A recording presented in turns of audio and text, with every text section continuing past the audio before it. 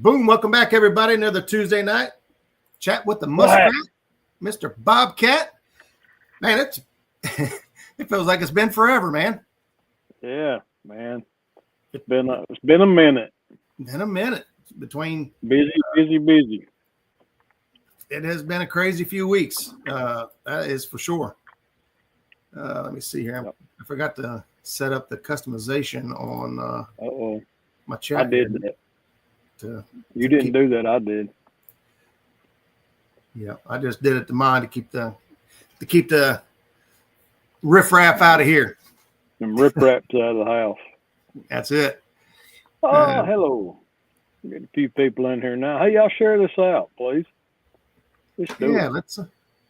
We got important stuff to talk about tonight. Fishing. Yeah, exactly. And it looks like at least one of us is catching fish.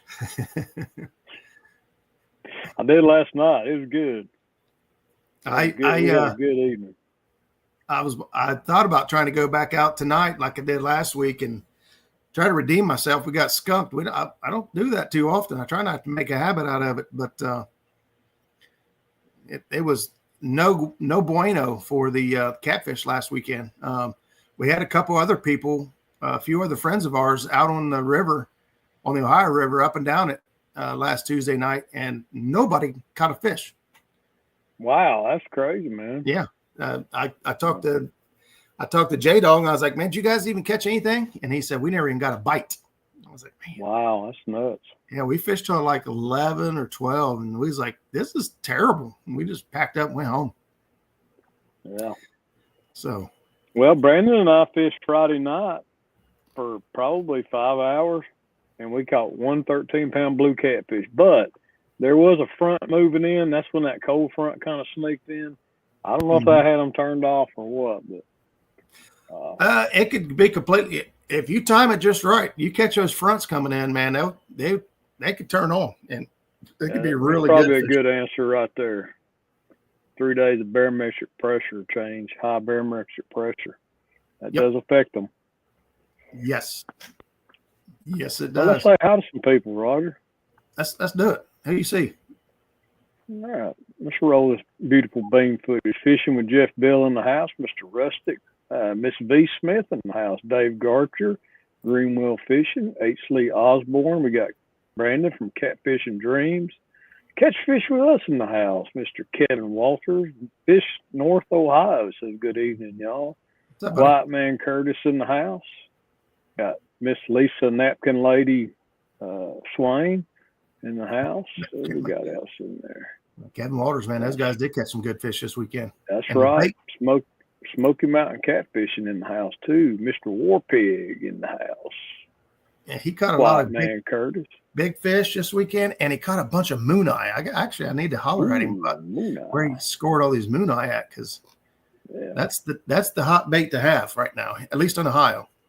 There you go. We got Buggy in the house. Who else? Terry Stanfield, Mr. Gimpy. He says, no wonder I caught squat yesterday. No matter what. Osborne says, hello, everyone. He said, no wonder I caught squat yesterday. Let's see. Yeah, Stonefly says, hello, Roger, Bobcat. I think we're at the bottom already. Man, that was quick. Well, we've been getting inconsistent, so people are not sure if we're here or we ain't here. Yeah, it's like absentee ballot here. Actually, I think Stonefly said that he was going to Racine over the weekend. I didn't see any pictures, so I don't know if he made it or didn't do any good. Mm-hmm. Going to Racine on Friday, it says catch fish with us. Moon eye at the dam if you got tiny minnows. Tiny minnows.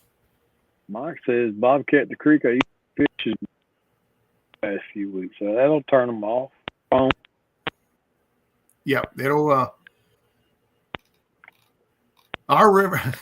Let me see if I show here real quick. The river here has been just insane. Yeah, it's up and down constantly. You can't hardly put a pattern on them because there is no pattern. Hey, Greenwell's got you covered. He said, I'll send you a picture of what those moon eye are hitting on. I'll send you a picture of what those moon eye are hitting on. There you go. I got to be honest. War pig. Us too.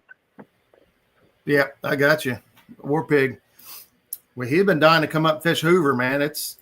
I don't know if there's still a thermocline on. If there is a thermocline right now, we haven't had much rain lately, so we might have a thermocline setting back up on Hoover if not already.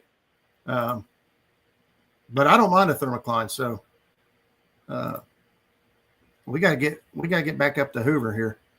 I'm having all kinds of issues with my boat, but the kicker motor still works. Actually, pulling the lower unit off of it tonight.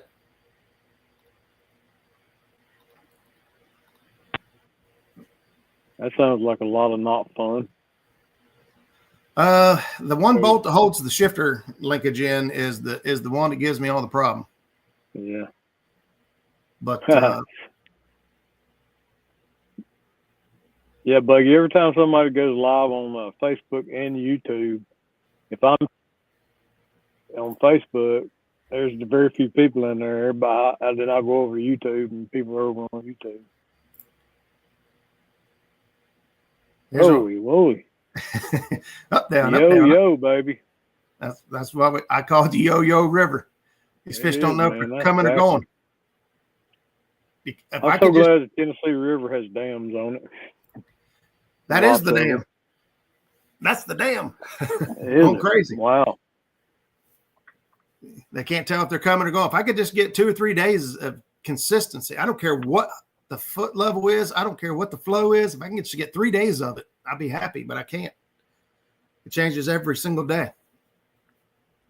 So I'm going to be out of commission for a bit, going in for surgery and pulling the boat in the shop for service while I'm recovering. Then watch out. It's going to be game on. Kevin, I seen that you had to postpone the event in October, man. I hate to hear that, but you got to take care of yourself. And if you need anything, just let me know, brother. People say that, and they hope that you never call them, but I say it, and I mean it. If you need something, let me know, please. Roger, did Jackie go fishing with you this weekend? I didn't fish at all this weekend. It was Magnus's birthday. We had a poop-themed birthday party. It was the crappiest party I've ever thrown. Did you remove the poop emoji from behind you? I shut the door. Oh, okay. There was a poop emoji on the door. We had poop emojis everywhere. We had a poop. Lord. We had a poop pinata. It was full of crap. That stinks. It was a good time, man. We had a lot of fun with it. Jackie made poop cupcakes and poop cake, and it was funny. We had a lot of fun with it. Magnus thinks poop's hilarious. Yeah. Well, I still do too. I'm 51 years old. It's still funny. Speaking of, I got a story. Listen. Oh, here we go. Funny. When I stopped yesterday to get ice for our bait, I stopped and got three Gatorade Zeros and put them in the boat. Well, I only drank one of them while we were out, so I brought the other two back, and I had them laying on top of the bucket with the cast net in it. So I'm going down the road today, and at some point today, I went out to the boat and I got those other two Powerade Zeros and put them in the truck because I was going somewhere. And I was like, I'll drink one now. So I'm driving down the road and I crack open this Gatorade Zero and I'm drinking. I'm like, that smell. I mean, it smells just like crap. I'm like, and I put it down and I'm like looking in the floorboard to see if I stepped in some dog crap or something. And I take another drink. And I'm like, oh man, I smell it again. And I look down, and right where my nose was, there was fish poop on top of the Gatorade bottle, like right here on the neck. And I'm like, oh man. I was wondering how that would work out. I see how you guys leave your drinks in with the bait fish, and I was like, yeah, that's gotta make fish poop on it. That's gotta make it taste funny after a while. Crickets equal moon eye. Man, I know that. And I know that crickets catch. I hate dealing with crickets to catch moon eye. I will if I absolutely have to, but man, to catch them out of the container and then put them on the hook and you put it out there and you got one shot. They touch it one time, it's gone. You don't catch it. You just I'll steal it off the hook. You got to use them little tiny long shank hooks too, like the real like Aberdeen number 2 or something. Yeah, it's called cricket hooks. Cricket hooks. There you go. Stonefly said crickets are expensive. Yeah, Yeah, Mike Greenwell sent me a picture of what he said they're hitting, and there it is, teeny weeny minnow. Oh man, that's right. That's like about an inch, isn't it? Yeah, that's on his shoe. Yeah, we got a ton of those size threadfin up the dam right now. I mean, there's just a buku of them up there that size. Oh, air fish for gillies with the crickets. Oh, really? Yeah, well, bluegill are a little more aggressive. They'll just hit it and take off with it. Yeah. Moon eye, they're finicky little fish, man. They're tough to. I'm not good at it. I need to catch more. Maybe I need to pair up with stonefly and go catch some. And skater hook. Yeah, there you go. Now that's talent right there, Buggy. If you can catch 3 on one cricket, that's tough. Yeah. You're using some. I don't know if those are crickets. Those might be like, what are they called? Hissing cockroaches or something. Yeah. Hey, that's it, JJ. You gotta live it. You gotta live it, man. You gotta smell it. It smell like fish. You be one with the fish. Yeah. It smell like a fish. Well, Bobcat, the spawn has came and it has gone. I say for most parts out of here, man. I'd say most parts of the country it is done and over with. The catfish are, in my opinion, the catfish are out and hungry. These males, skinny. And skinny. You'll see a lot of pictures. Actually, I thought it'd be easy to find some skinny pictures for y'all, but I really didn't. But the hang on a second here. I'm trying to figure out what I did with my pictures. Oh, there it is. I had a 40-pounder try to whip me last night. Oh yeah.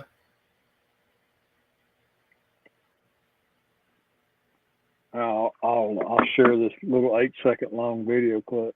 Go ahead. I'm trying to. I don't know what's going on with my thingy here, but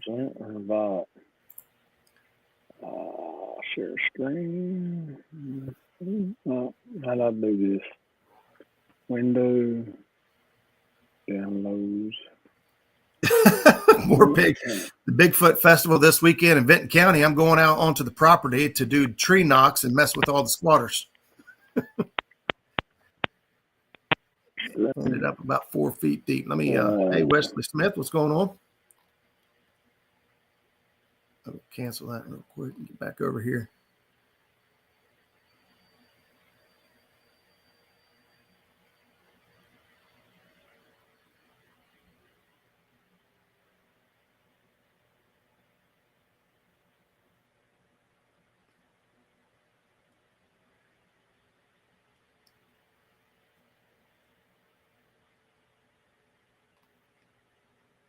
He's trying to manhandle you.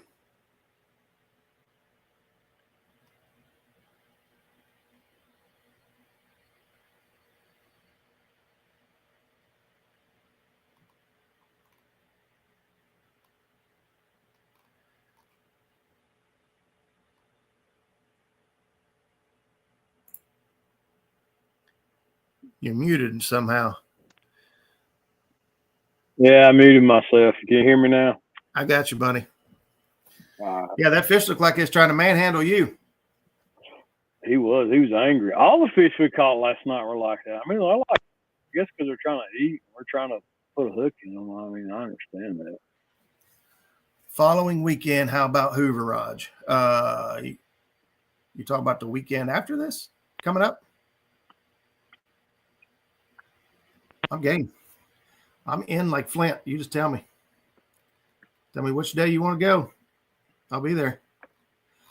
So Bobcat, now that the fish have stopped spawning, the males have moved off the banks. They're out and they are hungry, right? They haven't ate much. That's why you got all these long, skinny fish. You got fish all marked up real bad. You could tell that they've been, on the nest and making beds. Now here you see a picture of big old flathead just completely tore up, sores all over him. And this is telltale sign that this fish has been spawning. He made him a beautiful home for a lovely lady to come drop her eggs off. But once his duties are done and then fry take off, he's got to get bulked back up.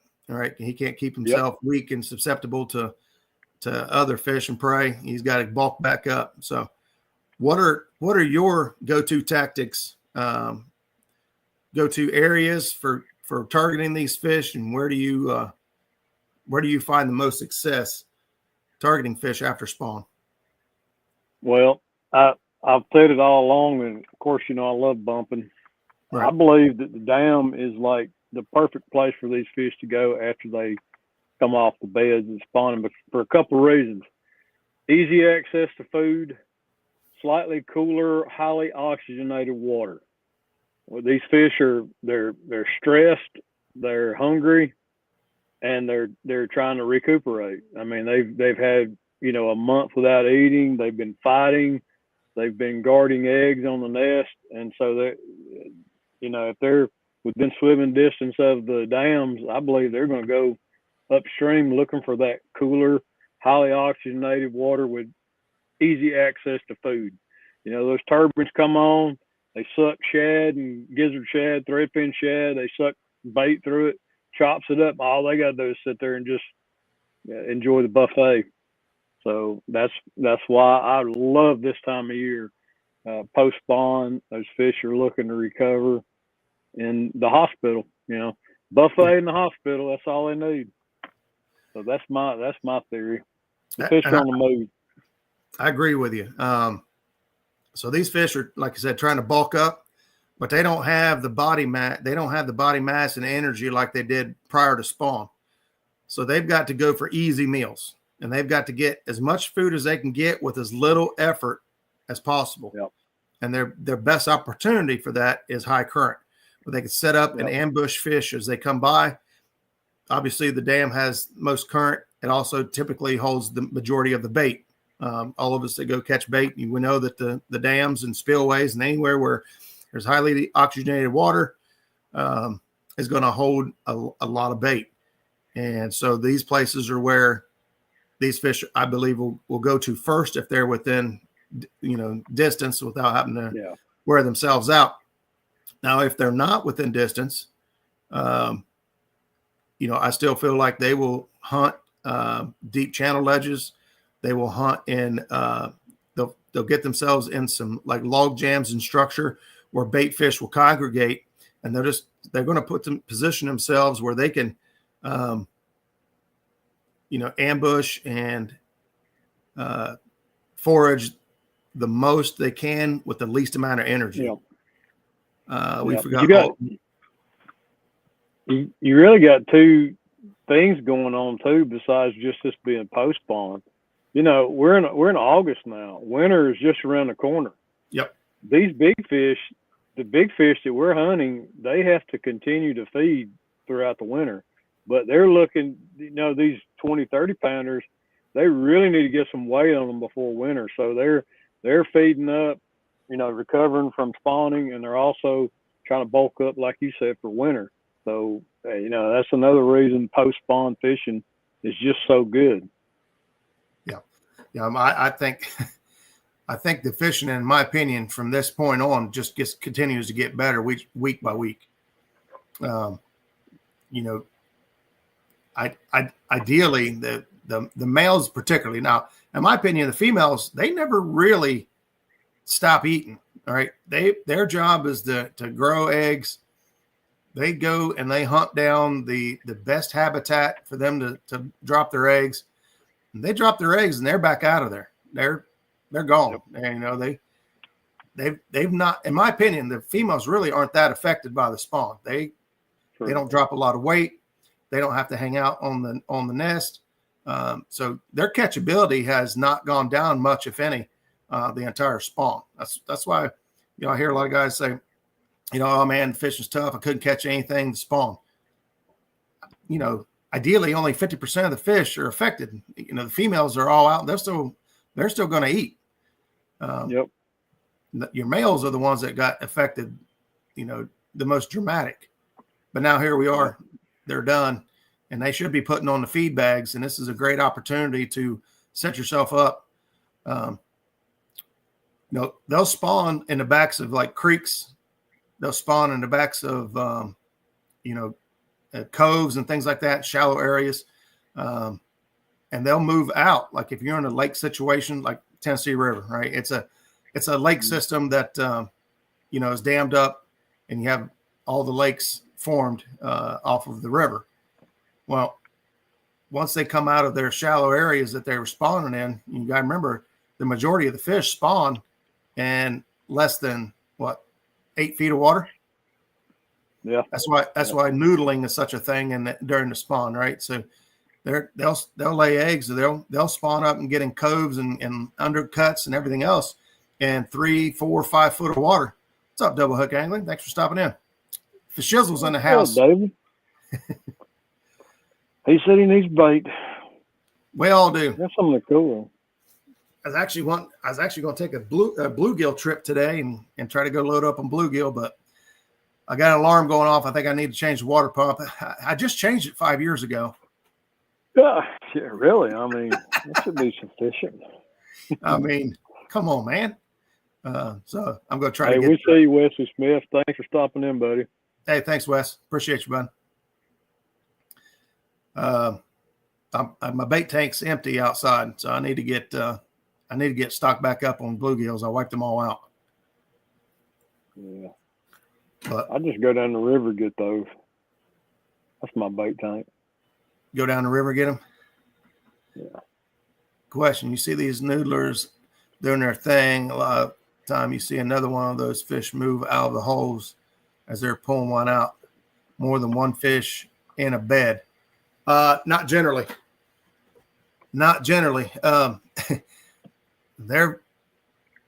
You'll see fish with bite marks all over them. Actually, Bobcat and I were talking about this. Somebody had asked him about it. They will fight tooth and nail.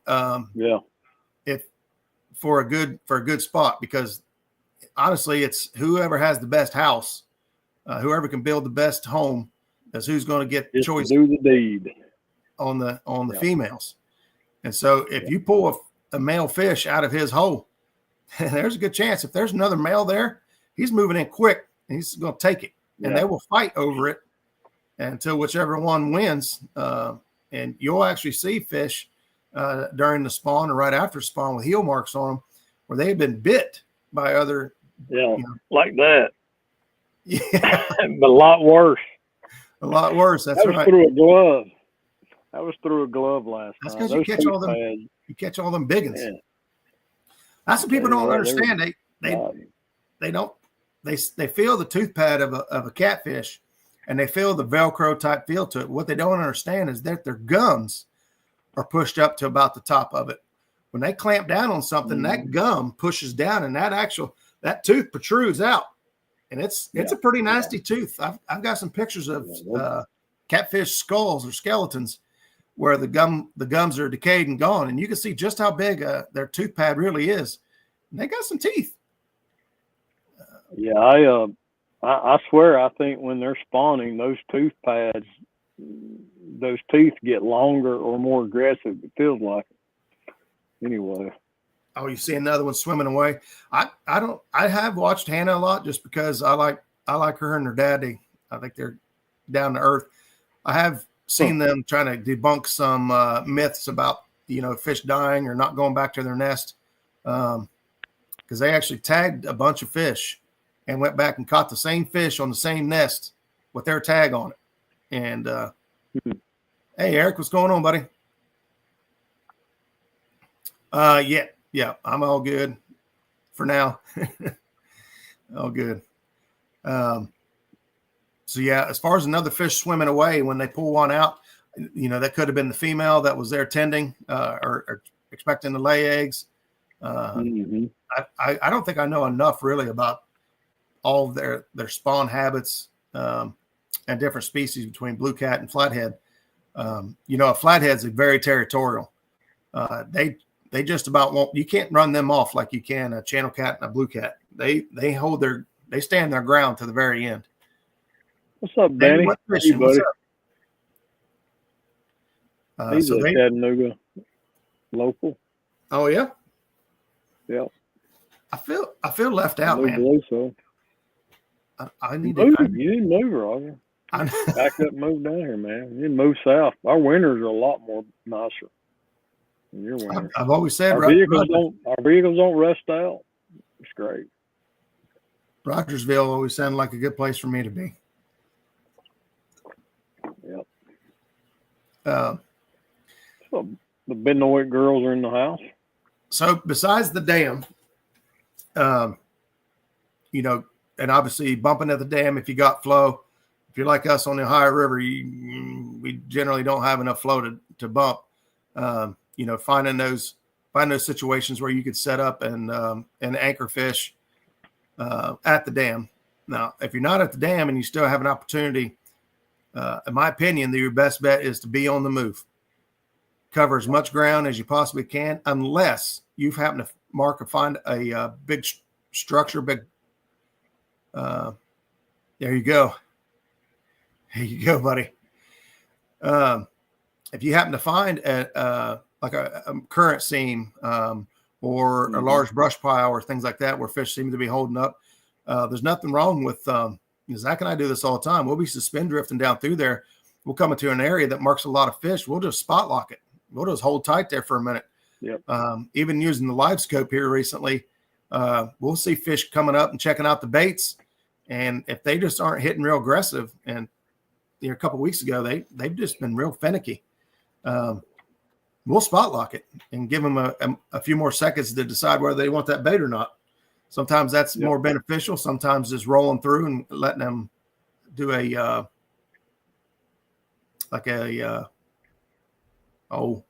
instinctive strike is better.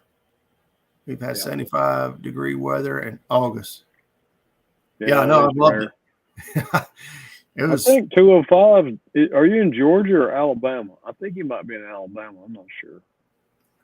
I can't remember. Could be wrong. I remember some of y'all, but I can't remember everybody. Yeah.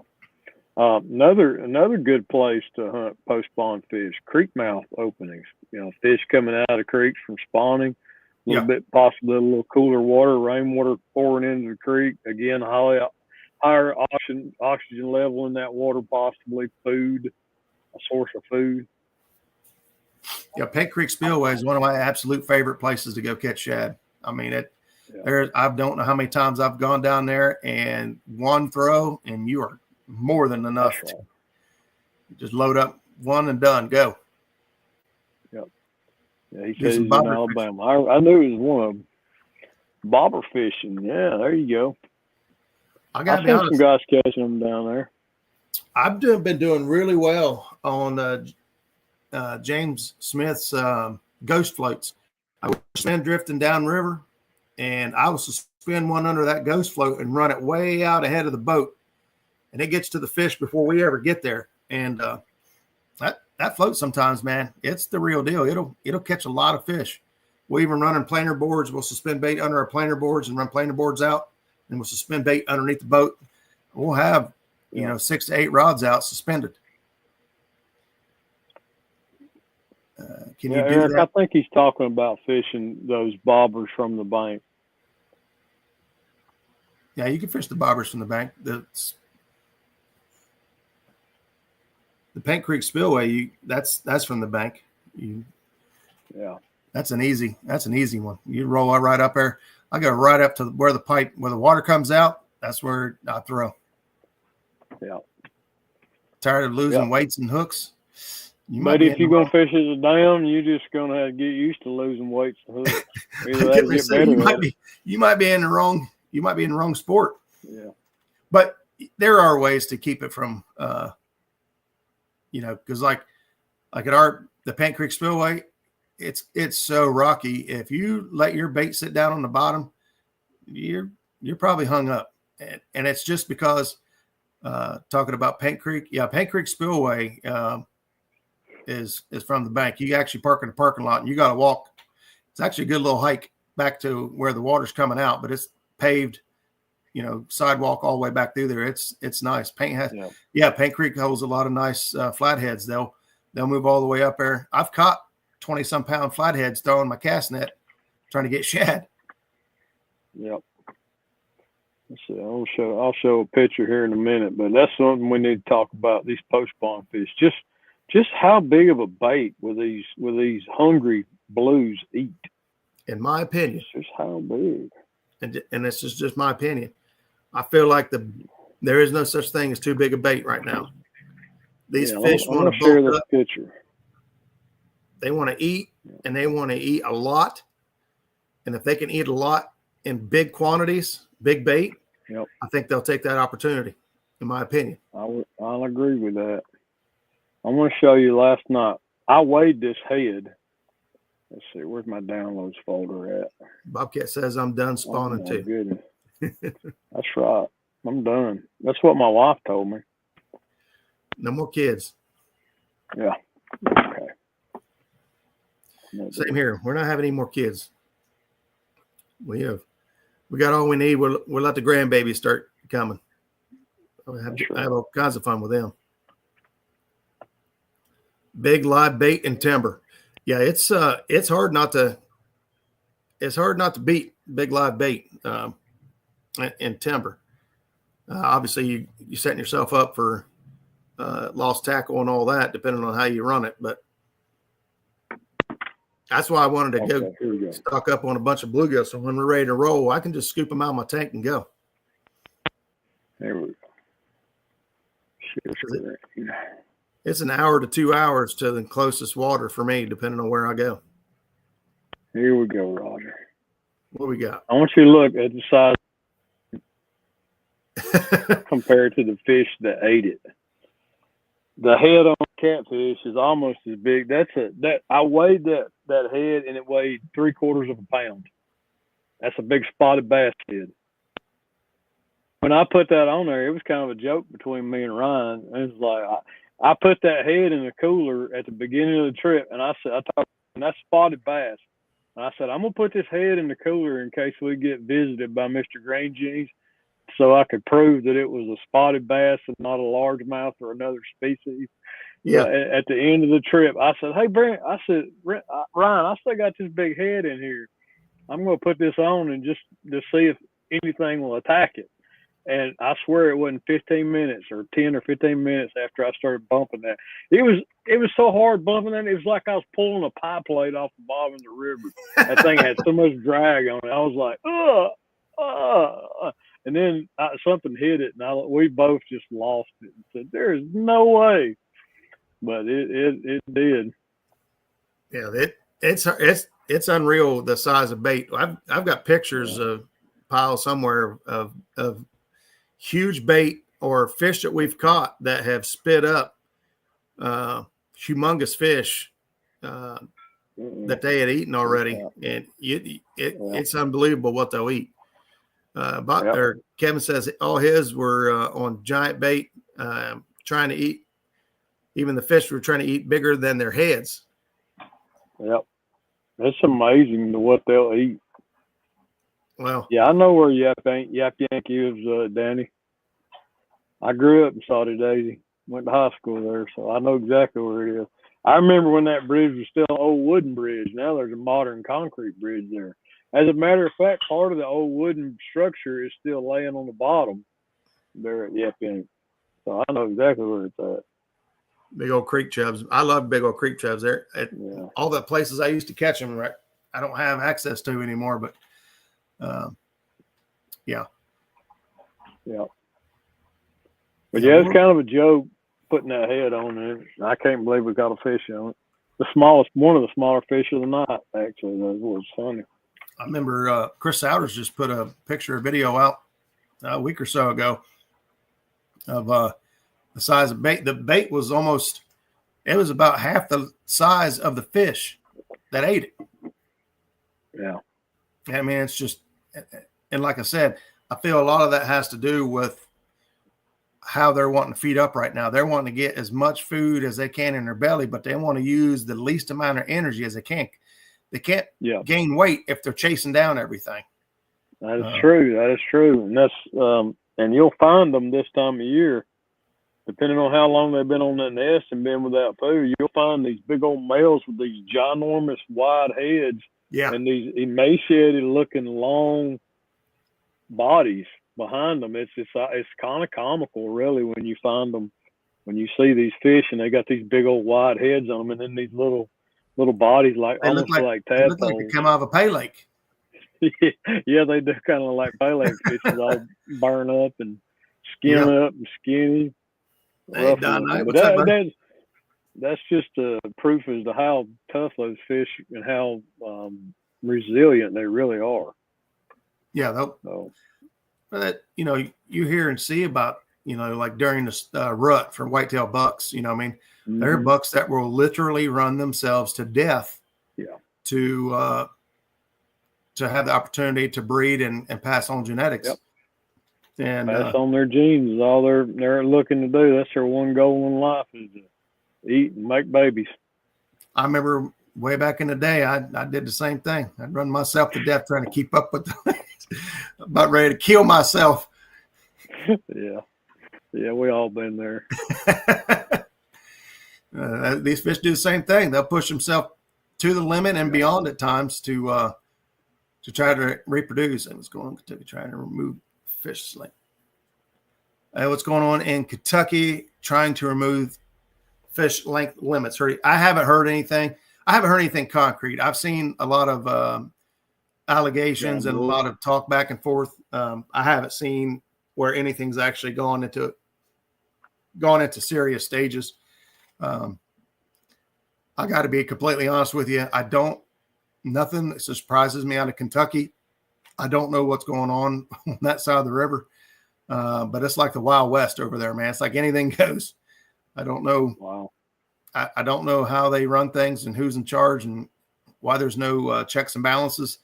But it doesn't look good for the river. I can tell you that. But I won't get too bent out of shape until things really start looking like, they're going to make a big effect. I did hear that they're supposed to be settling on reciprocating laws between Ohio and Kentucky. But as of right now, there are no reciprocating laws, meaning like it used to be, if you're on the Ohio River and you have an Ohio license and the river borders Kentucky, they honor Kentucky's laws and regulations on the river, meaning Kentucky has an unlimited rod limit and Ohio has a 3-rod limit. With an Ohio license, you could still use Kentucky's license or Kentucky's rules and regulations. Now they don't do that. In order to use Kentucky's laws and regulations, you have to buy a Kentucky license as well. Oh. But which I always did, because I'm always so far in and up and down there. We always have, I think I end up with 5 or 6 different state licenses every year. Just places I go and places I fish. Yeah. But I don't know for sure, but I think they said that they worked back out a reciprocating law agreement to where it'll remain the way it always was. But there's no guarantee that'll go through either. Hey, that's bait 205. Well, it depends. So I got to be honest, Bobcat. After you made your white bass video, Zach and I were going out the next day, and white bass has been the ticket for fish for like a week or two here on the river. If you got white bass, you're in good shape. And our white bass, man, we can just tear them up like you guys can. They're not always that good, though. I mean, they're not always on fire. But I have a theory. This year has been a slow year for skipjack, so I think like the white bass have really stepped their game up to speed up. And so I think since we've had a hard year with skipjack, the white bass have been really eating good. That's my theory. That's just you also got the fish noticing that there are less skipjack and more white bass, and that becomes a bigger part of their diet now. Yeah.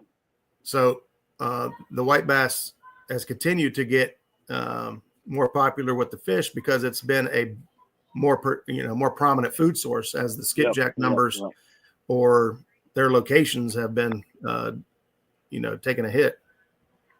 Yeah. Take the grandson down in the morning for his first blue, we hope. Well, Don Knight, I'll be excited to hear how that goes, man. Where are you guys going to? Man, take a video. Yeah, take some video and share it out, buddy. Hammered the crappie on Hoover this weekend. They make great bait. Oh, my God. I want to go to Hoover and catch crappie. Here's my problem. Every time I go to Hoover, when there's 50 and 60-pound catfish in there, I have a hard time fishing for crappie. There've always been skipjack in the Tennessee River. They just haven't always been sought after like they are now as much. They've always been there, though. They're native to our Tennessee River. Well, I mean, they're actually kind of a saltwater fish that's migratory, right? Yep. So, they are landlocked freshwater fish now. They're not coming in from saltwater now. You do have those. Those are hickory shad up on the hickory shad. Well, American shad too. Mm-hmm. No, those are two different ones. Meladol. Oh, okay. I got you, buddy. Meldal. You going to Meldal Dam? Down there by J-Dog? I guess they stay up more by the dam and rougher water. No, you can find them around Harrison Bay in the wintertime, around the rocks. A lot of the bass guys 2 years ago that I go to church with were telling me they were catching them left and right on the lake, around docks. I mean, they're not just in moving water. That's where you can find concentrations of them more. But they've been catching a lot of them in the backwaters, same waters that the bass are being caught in. Yeah, we catch them in backs of creeks. Anywhere you follow the shad, you follow the bait fish. If they're eating threadfin or gizzard shad, you find. And honestly, that kind of goes for anything really. But you follow the bait, you find the bait, you'll find the fish. They're gonna follow that and pick them off at will. I heard they make. Yeah, I like to catch the white bass and the crappie and fillet them, and eat the fillets and use their heads for bait. Yep, that's exactly what I did. I saved all those heads and I actually vacuum seal them. That's exactly. I mean, the head's always my favorite piece of bait for bumping, anyways. You know, I mean, like, so that's perfect. We caught our limit, and I gave a couple at church about 3 bags of fillets. I kept a few myself, and then I saved all the heads and froze them and used them for bumping. Yeah. So yeah. Well, after your video and the catch, cook, and clean, or clean and cook, I did the same thing. I kept some white bass. I was like, I don't even know if I've ever ate white bass. And so when we caught a few extra to take home. I think I took home 5. And I cleaned them all out and fried them up. I think we had one small cat. I hardly ever catch a catfish under 5 pounds. Most likely, due to the size of the bait and hooks and everything I use. But I did catch one that was like 4 pounds, 3 pounds, something like that. I was like, you know what? I'm going to eat one catfish. I haven't ate a catfish out of the river in I don't know how long. So we had some white bass and catfish, and it was pretty good. I saved all the heads for bait, vacuum sealed them all, and they're ready to go.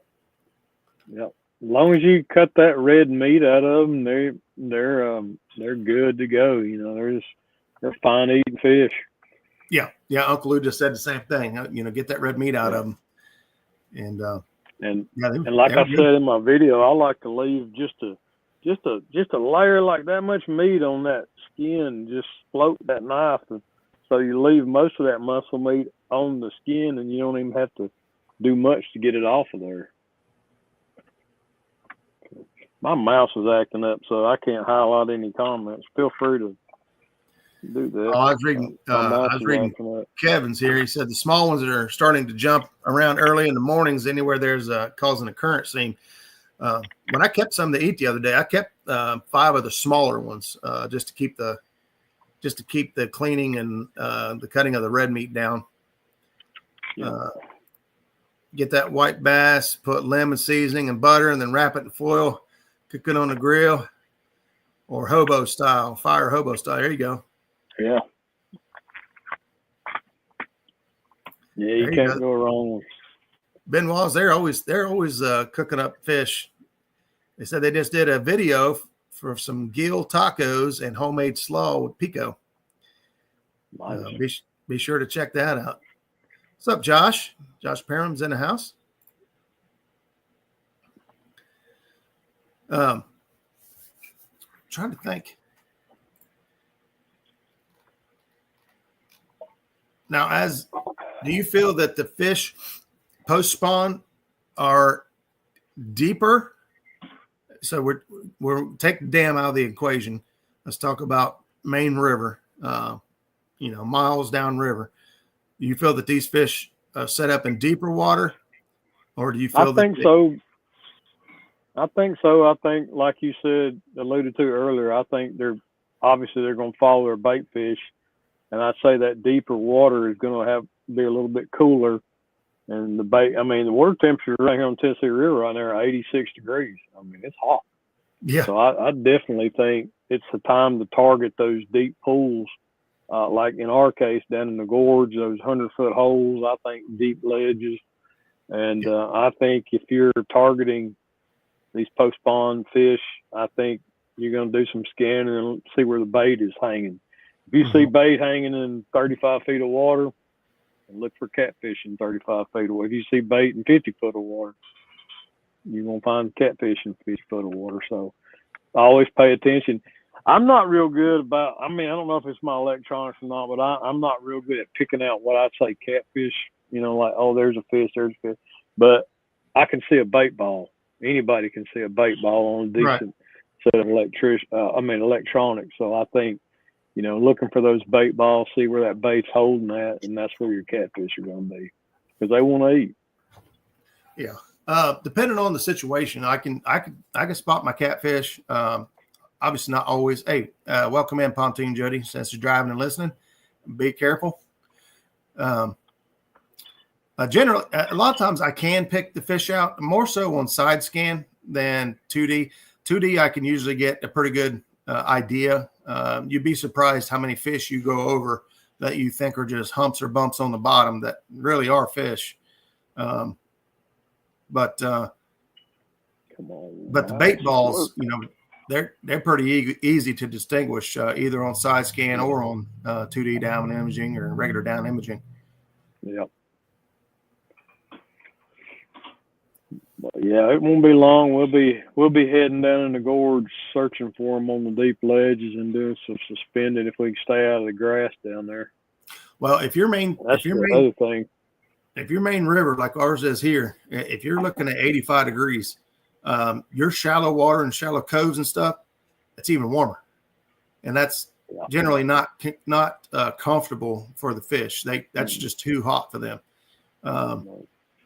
Generally. So like blue cats, they'll normally leave a spawning area when I think it's up to 75 degrees. They want it 75 degrees or cooler. That's when they typically spawn. When it gets over 75, that's when they want to get out of there. Channel cats will hang in there up to 85 degrees. They can stay longer in them backs of the creeks and coves and things like that. And that's when you'll find these fish will come out to the main channel edge or points out of those coves and things and hang out there because it's just gets too hot back in the shallow. Yeah. This time of year we'll catch a lot of channel cats in the shallows for sure, rather than blues and flatheads, because they can tolerate that heat a little better than the blues and flats can. Dave said he's got his Helix 5 tuned in. Now he's dangerous without electronics. Yeah, he gets some electronics on there. He'll be raising all kinds of cane.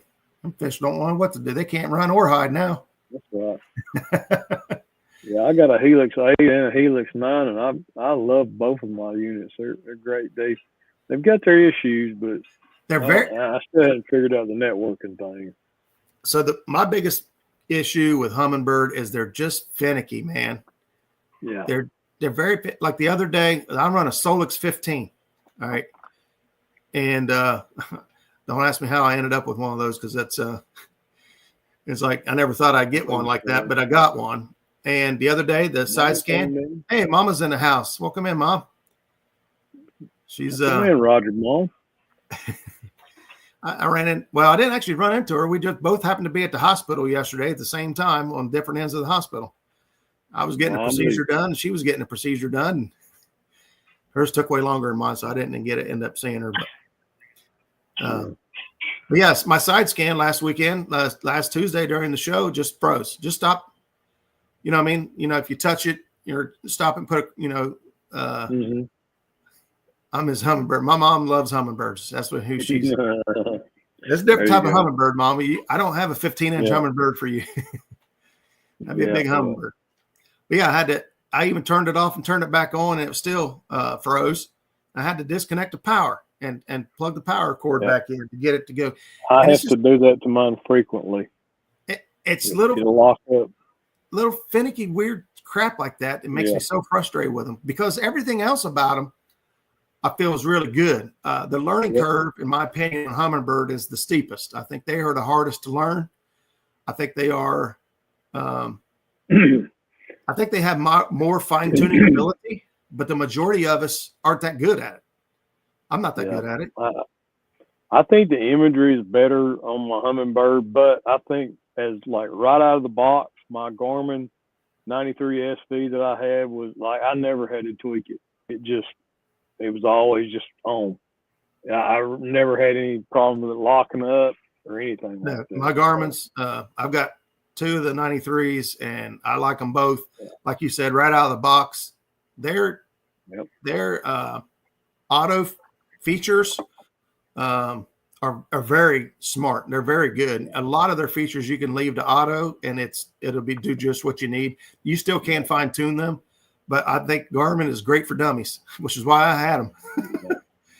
Yeah, Uncle Lou, I have all mine are updated. I've updated everything on my boat: the trolling motor, both birds, and that. Maybe that's the problem.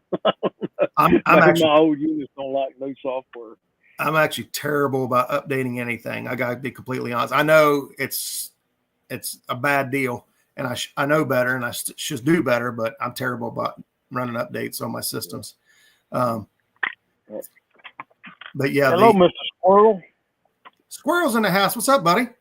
Here's a feature about Garmin that I cannot believe Humminbird and Lowrance and everyone else hasn't followed suit with, and that is the auto scroll speed. Yeah. Scroll speed makes a huge difference on your images. If you're not matching your scroll speed to your boat speed, you're doing yourself a huge injustice. The slower you go, the faster you go has a huge impact. If you don't match your scroll speed to your actual speed, your images are going to change. If you're used to seeing things a certain way, but you change your speed, and now everything's going to look completely different if you don't change it. Garmin automatically speeds up and slows down based on GPS. Now, how hard is that to do? That is not. That's like you think that would be. I have my Helix 12 G2 since new and never locked up. Interesting. I can tell you that Zach has had, he had a 10, a 12, and an 8. He's got a 15 now, and he's still every now and then locks up and has issues. And I've got sometimes I have to go up and unplug the power to my network hub, like to get everything back to normal. Sometimes the network, I had to take that thing out of the bow and put it somewhere where I could get to the power cable, because the network will lose, it'll lose bits and pieces of, it'll lose the trolling motor. So I have to unplug the power and reboot the router, which is wacky. Yeah. Yeah, you're probably right. I do need to do the updates, and I can't really complain about it if I haven't done my part yet. So thanks. Randy says hit the thumbs up if you guys haven't done so on both channels. Don't forget to hop on one and the other, depending on where you're at. We both appreciate you. I have a 93 UHD EchoMac Garmin, John Boy. Yeah, I've got a UHD. I don't have the new UHD 2. So stop buying Monday. That's the secret right there. Yeah. Monday. I'm not sure the Friday units are going to be any better, Uncle Lou. I mean, they're ready to get out of there by Friday, so I'm not sure that. Maybe buy one built on Wednesday. And I got to be honest, the reason I went with Solix, I know it's a little more expensive, is because I'm so used to my Garmin is all touchscreen, right? And to go from Garmin to Humminbird has a lot of buttons. There's a lot of menus and a lot of ways to get to stuff. So a Solix being touchscreen was made an easier transition for me to go from Garmin to Humminbird because I'm so used to touchscreen. I watch Zach. He has to hit 1,000,000 buttons sometimes to complete a task, and he's so good at it and quick at it. It's nothing to him. It's it's just like breathing. He just does it. Yeah. But to me, to go from just touch this, pinch, zoom, do all this weird stuff to what he's doing, I was like, yeah, that's a lot. So I went with the solo. I was when I got this new boat with those birds on it, I was touching the screen and it was doing no. I was like, crap. I'm touching the Humminbird screen. What's up, River Rat? I broke that habit now. I'm like Zach. I'm using both thumbs and popping and up, down, left, right, BA, start, something, Yeah, I'm playing my Nintendo. Yeah, exactly. It's difficult going from one to the other like that.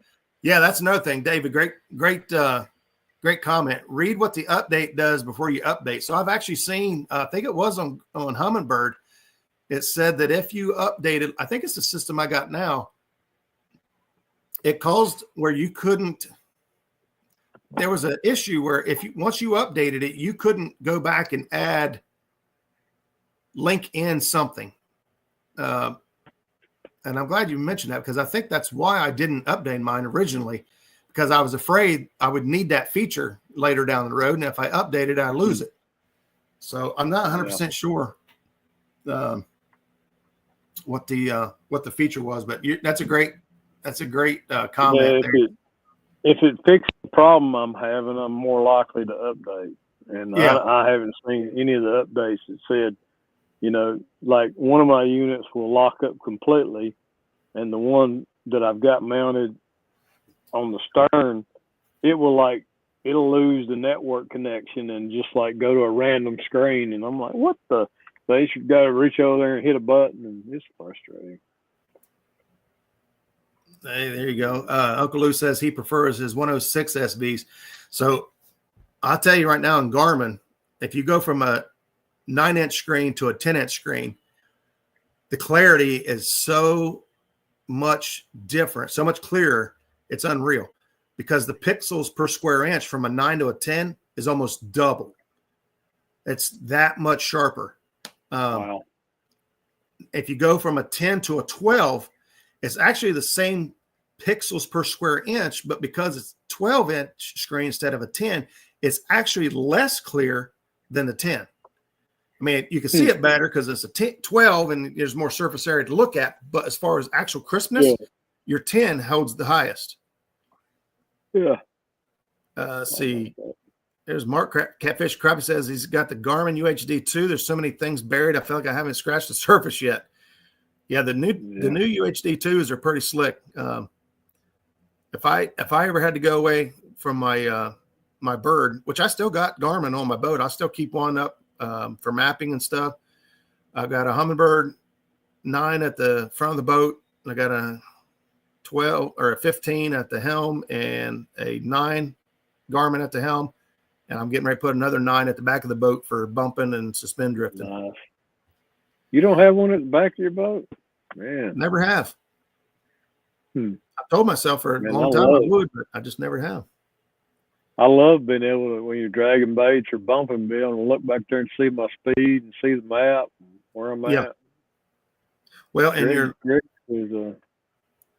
you're guys think I have problems. Yeah. And making sure you're going myself there you go. Shoot, I have to have the kids help me at times. Yeah. I had to have Anna find something on my phone today. Really? I hand her my phone. Here, find this. Yeah. I'm still hung up on that white bass for bait. Is that in Ohio law? They are not legal in Kentucky. Yeah. I'm in Tennessee, and we can use white bass for bait. Yeah, we can as long as it's harvested legally. Yep, you have to harvest it. It has to meet the size and creel limits, which I don't believe there is a size limit on the white bass on the Ohio River. No. As far as Kentucky goes, I'm not 100% sure. there's no size limit in Tennessee, but you can only have 15 15, per yeah. person in your possession. I remember watching you live with one white night. bass, that can happen pretty quickly with white bass. I remember one live you were doing catching white bass at the dam. Yeah. And you were like going over the limit. And so I was like, hey, you supposed to stop at 15. Oh. You're like, what? What? Yeah, I remember. I was live and I had to stop and count. Like, I need to go get somebody else in the boat. Let's see. Yeah, it's crazy how they have the different laws for each side of the river. But that's how it is. And saying I don't know or I didn't know won't get you anywhere. Trust me. It's your job to know. So is it like right down the middle of the river? No, the line is actually like 2/3. Most of the river, it's 2/3 to 3/4 of the way on the Ohio side is Kentucky. More of the river is Kentucky than Ohio. Yeah. Huh.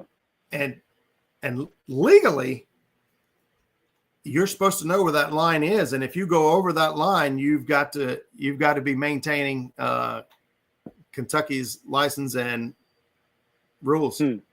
Well, if you use their rules, you got to have a license. You just need to have both licenses, really. I mean, it's a safe way, right? What's that? To be safe. I said, really, to be safe, it'd be smart to just have both licenses, Ohio and Kentucky. So that's what I do because I just don't want to have to sit and think about it, worry about it. You know what I mean?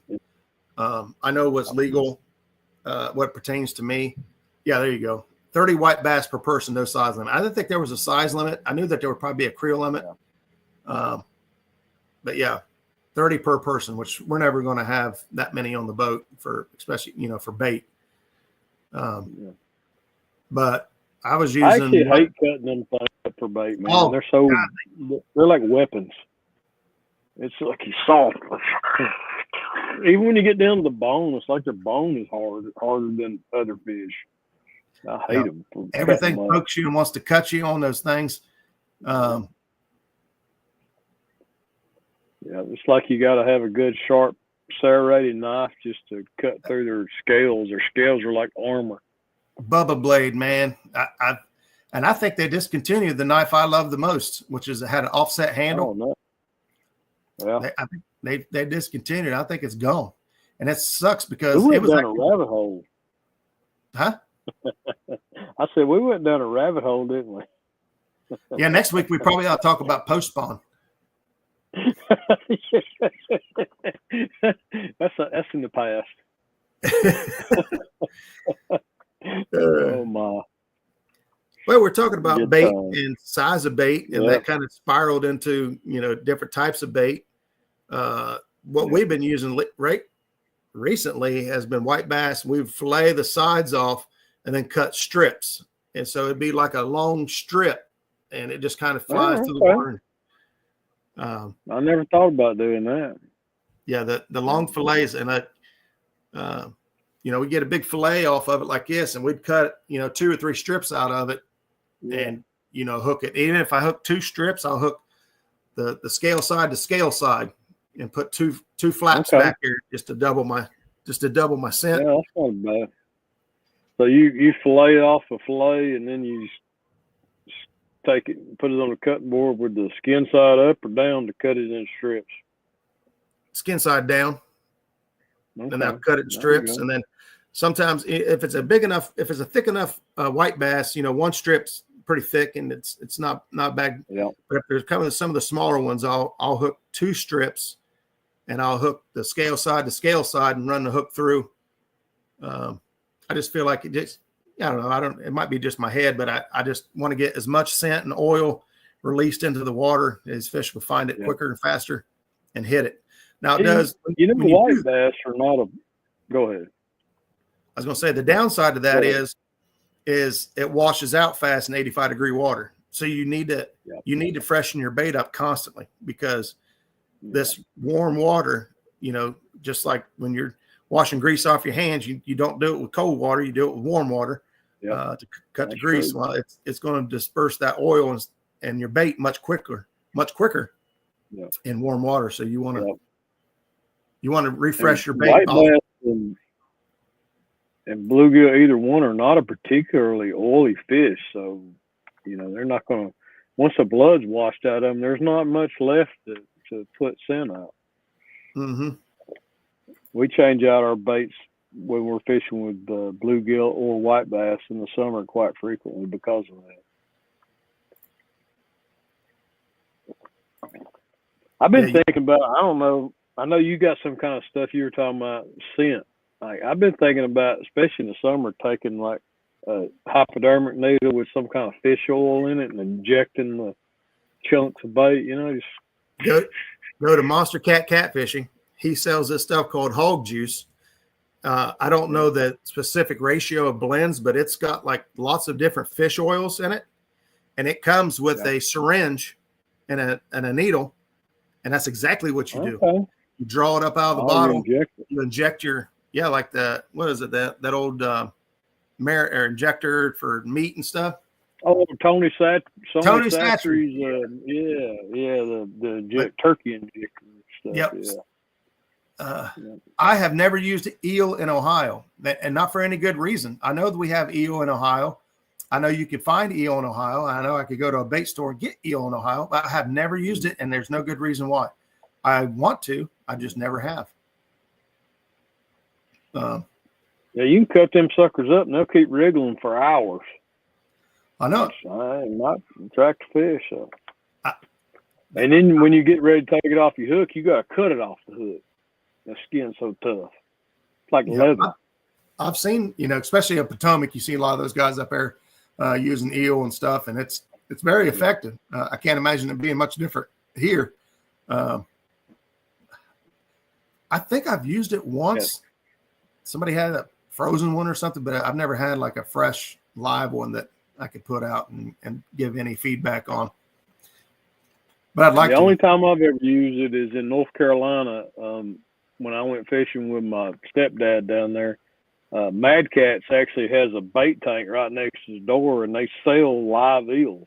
Well, they used to. I don't know if they still do or not, but you go in there and buy eels.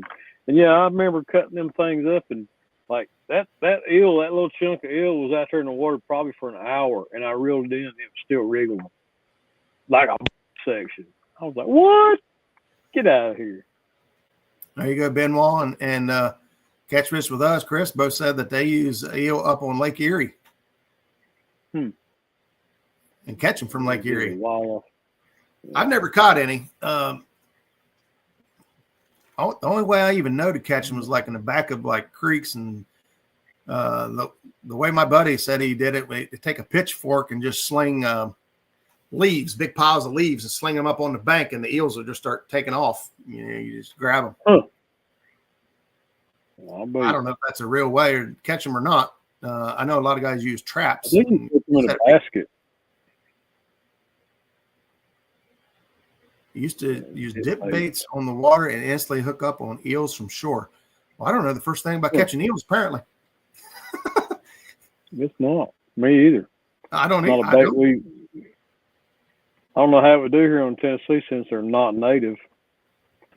Catfish probably still eat them. Are you sure they're not native anywhere? Because we got them here. I would imagine they're freshwater. We have lampreys. I've caught those in my minnow trap. I remember the first one I caught, I was like 15 years old. I thought I caught an alien, man. I pulled that thing out of the minnow trap, and I was like, what in the world is that? There you go. Randy said he has eels in West Tennessee. Okay. I've never seen one. I've never caught one. So. I know we have them here. I know the guys have caught them and used them, but I just never have. I used to have one in the fish tank at home, and it got escaped and died. Yeah, my dad did that once. He got some kind. My dad had a big fish tank. Always had a big fish tank. I don't know what he got, but it got out of the tank, and it was a type of eel. It got out of the tank overnight and was found dried up on the floor the next morning. Yeah. Nice. Tried eel for 2 days without a bite last year. Did it live for 2 days?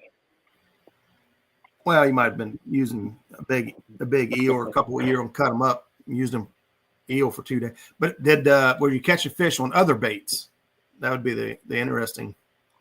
They latch onto the fish, and we used to yeet them out of the water before they let go. I caught a snake that way once. He was trying to eat my bluegill on my stringer. That was kind of. I got PTSD about that still. Getting ready to leave with a stringer full of bluegill and pull it up and had a snake on it. Ah! Yeah, buddy. Well, I just realized we're past 11 or past 11. I was going to say it's 11 after. Past 9 o'clock, and we got the Boar's Nest going live. And I'm going to drop the link for those guys. Say hi to them boar boys. Be a good neighbor. Yeah. I'd be interested to find out how you do on the eel on the hive. So let me know for sure. That was the knife fish. Was it the knife fish? Oh, that's right. It was a knife. I think he had an eel or something get out too, but he had an African clown knife get out of the tank. And matter of fact, I think he put it was half stiff and put it back in the tank, and it came back and survived. Oh, wow. African clown knife is my favorite freshwater aquarium fish. I had one. I think it finally got, before I let it go, I think it was up to like 22 inches. Man. It was a cool fish, man.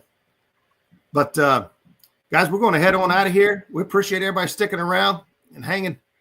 I screamed to death. Aaron Grubb's in the house, man. What's going on around here? Hey, man, seems like bluegill heads in the summer and shad in the colder months have been the best producers. The bluegill is one of my favorite this time of year. Honestly, common carp. If I had to pick a bait today, it would be common carp. They are just bloody, oily. It's completely different than a quailback and a sucker and all those other fish. A common carp, the orange, gold common carp, man. Cut one up and put it in a gallon Ziploc bag. I like to let it just sit in its own juice overnight. And cut up any other carp and put it in a bag and hold them up and see which one is bloodier and juicier. I promise you, it's the common carp every time. They are amazing. But I know they're oily. They are very oily and bloody. I love common carp this time of year. But yeah, bluegill. That's why I'm wanting to go stock up on some bluegill. I love bluegill this time of year. I just want to go fishing, Bobcat. I know, man. We got to get out there. I won't probably fish for another week, so I had to get all mine in last night. Me and Jackie will probably be out this weekend. I don't know where at or how or where and why, but we're going to get out this weekend. We ain't got the kids. I'll be heading to Kentucky this weekend, moving Caroline. So, oh boy, moving her north. Yep, my firstborn and leaving the nest. Man, I've been tore up about that all week now. I finally let it just sink in. You know, it's happening. Wait till you got grandbabies. I can wait a little longer on that.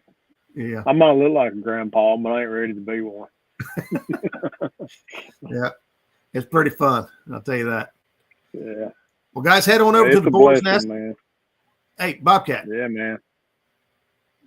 Yes, sir. Man, I'll pray us out if you don't mind.